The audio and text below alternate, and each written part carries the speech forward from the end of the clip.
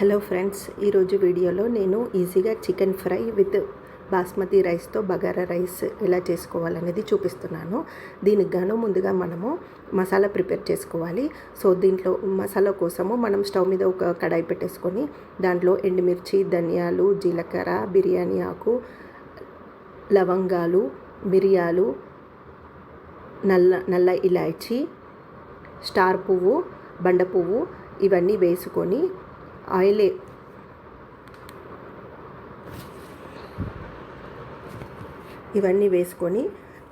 ఏం వేయకుండా without oil fry చేసుకొని మిక్సీలో గ్రైండ్ చేసి పెట్టుకోవాలి.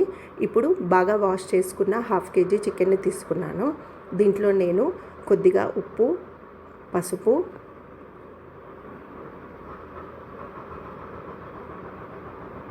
అల్లం వెల్లుల్లి పేస్ట్ కూడా వేసి వీటన్నింటినీ చికెన్కి బాగా కలిసేలాగా కలుపుకోవాలి. ఇప్పుడు స్టవ్ పైన ఒక మందపాటి కడాయి పెట్టుకోవాలి. దీంట్లో 3 స్పూన్స్ ఆయిల్ వేసుకున్నాను.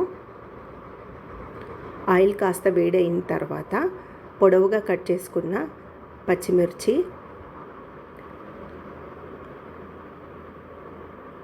అలాగే పొడవుగా కట్ చేసుకున్న ఉల్లిపాయలు కాస్త ఎక్కువగా వేసుకోండి. 1/2 kg చికెన్కి మీడియం సైజు 2 ఉల్లిపాయలు తీసుకుంటే సరిపోతుంది. అలాగే కొద్దిగా కరివేపాకు, కోర్సుగా దంచుకున్నటువంటి వెల్లుల్లి వేసుకొని బాగా కలుపుకోవాలి. ఈ మిశ్రమాన్ని 3 మినిట్స్ పాటు స్టవ్ మీద పెట్టాలి. స్టవ్ మీద పెట్టి ఫ్రై చేసుకోవాలి. ఇలా ఫ్రై చేసుకున్న తర్వాత కొద్దిగా పసుపు కూడా వేసాను నేను. ఇప్పుడు ముందుగా మనము మ్యారినేషన్ చేసి పెట్టుకున్న చికెన్ని కడాయిలో యాడ్ చేస్తున్నాను. ఇలా చికెన్ యాడ్ చేసి బాగా కలుపుకొని మూత పెట్టేసి 3 to 4 మినిట్స్ వరకు వేయించుకోవాల్సి ఉంటుంది. చూడండి, 3-4 మినిట్స్ తర్వాత ఇలా కనిపిస్తుంది. చికెన్లోని వాటర్ బయటికి వచ్చి చికెన్ కుక్ అవుతూ ఉంటుంది. ఈ టైంలో మనము కర్రీకి సరిపడా కారం,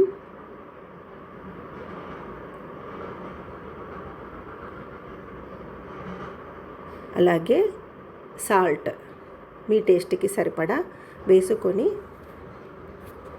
బాగా కలపాలి. కలిపి మళ్ళీ మూత పెట్టండి. ఒక 3 మినిట్స్ తర్వాత చూస్తే మీకు కర్రీ ఇలా కనిపిస్తుంది. ఇప్పుడు దీంట్లో ముందుగా మనం ప్రిపేర్ చేసుకున్న మసాలా పొడి ఉంది కదా, మసాలా పొడి అనేది ఎప్పటికప్పుడు ఇన్స్టంట్గా ప్రిపేర్ చేసుకుంటే టేస్ట్ అనేది చాలా బాగా వస్తుంది. సో ఈ మసాలా పొడిని కూడా నేను చికెన్లో యాడ్ చేస్తున్నాను. ఇప్పుడు మసాలా పొడిని చికెన్కి అంతా పట్టేలా బాగా కలుపుకొని మూత పెట్టి మళ్ళీ ఒక 2 మినిట్స్ పాటు ఫ్రై చేసుకోవాలి. ఇప్పుడు చూడండి, మీకు ఆయిల్ బయటికి వచ్చినట్లుగా కనిపిస్తుంది. ఈ టైంలో కొత్తిమీర కూడా వేసుకొని ఒకసారి కలుపుకోవాలి. మన కర్రీ ఆల్మోస్ట్ రెడీ అయిపోయింది. కొత్తిమీర వేసాక 1 నిమిషం పాటు స్టవ్ మీద పెట్టేసి స్టవ్ ఆఫ్ చేసేయాలి. ఇప్పుడు చివరగా లెమన్ జ్యూస్ని ఒక 2 స్పూన్స్ వరకు ఈ చికెన్లో యాడ్ చేసుకోండి. చూడండి, కర్రీ అనేది ఎంత సింపుల్గా అండ్ ఎంత క్విక్గా, చూడ్డానికి ఎంత యమ్మీగా ఇలా ప్రిపేర్ చేసుకోవచ్చు. దీనికి కాంబినేషన్గా నేను బాస్మతి రైస్తో బగారా రైస్ ఎలా చేసుకోవాలో చూపిస్తున్నాను. స్టవ్ పైన ఒక బాండి పెట్టుకొని దాంట్లో 2 స్పూన్స్ ఆయిల్ వేసాను. అలాగే 2 స్పూన్స్ నెయ్యి కూడా యాడ్ చేస్తున్నాను.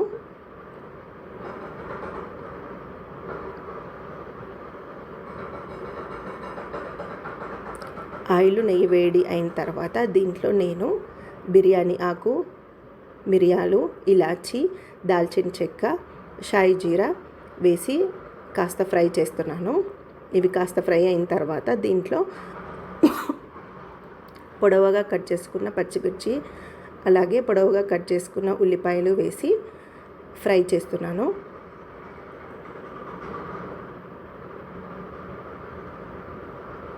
ఉల్లిపాయలు కాస్త ఫ్రై అయ్యాక దీంట్లో క్యారెట్ ముక్కలు వేస్తున్నాను. అలాగే ఇప్పుడు ఇందులో ఒక గుప్పెడు పుదీనా ఆకులు అలాగే ఒక గుప్పెడు కొత్తిమీరను కూడా వేసి బాగా కలపాలి. ఇవన్నీ వేయడం వలన బగారా రైస్కి అనేది మంచి ఫ్లేవర్ వస్తుంది.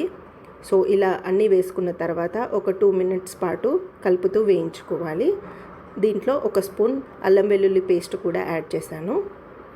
ఇప్పుడు 10 నుండి 15 నిమిషాలు నానబెట్టుకున్న బాస్మతి రైస్ 2 కప్పులు వేస్తున్నాను.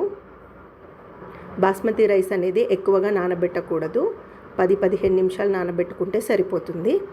ఇప్పుడు రైస్ని కూడా వేసి మెల్లిగా ఒకసారి కలుపుకోవాలి. అయితే బాస్మతి రైస్కి వాటర్ అనేది ఒక కప్పుకి 1.25 కప్పు వాటర్ వేస్తే సరిపోతుంది. ఎక్కువగా వేశారంటే అన్నం ముద్దగా అయిపోతుంది. సో మీ కొలతను బట్టి వాటర్ యాడ్ చేసుకొని రైస్కి సరిపడా సాల్ట్ యాడ్ చేసి మూత పెట్టేసి 5 నిమిషాల పాటు హై ఫ్లేమ్లో, తర్వాత 4 నిమిషాల పాటు మీడియం ఫ్లేమ్లో పెట్టి అన్నం ఉడికించుకోండి. ఇప్పుడు నేను మూత తీసి చూపిస్తున్నాను, చూడండి అన్నం ఎంత బాగా వచ్చిందో. బాస్మతి రైస్తో బగారా రైస్ అనేది ఎంత బాగా వచ్చిందో మీరే చూడండి. అన్నం పువ్వులాగా కనిపిస్తుంది చూడండి. ఇప్పుడు దీన్ని నేను చికెన్ ఫ్రై కర్రీతో సర్వ్ చేసుకుంటున్నాను. మీకు గనక నా వీడియో నచ్చినట్లయితే నా ఛానల్ని సబ్స్క్రైబ్ చేయండి, లైక్ చేయండి.